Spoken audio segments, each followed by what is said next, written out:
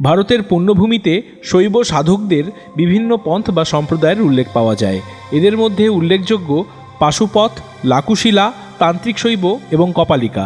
এছাড়াও আচারভেদে আরও কিছু পথের উল্লেখ পাওয়া যায়, যেমন অঘরী, অঘর, নাগা, লিঙ্গায়েত প্রভৃতি।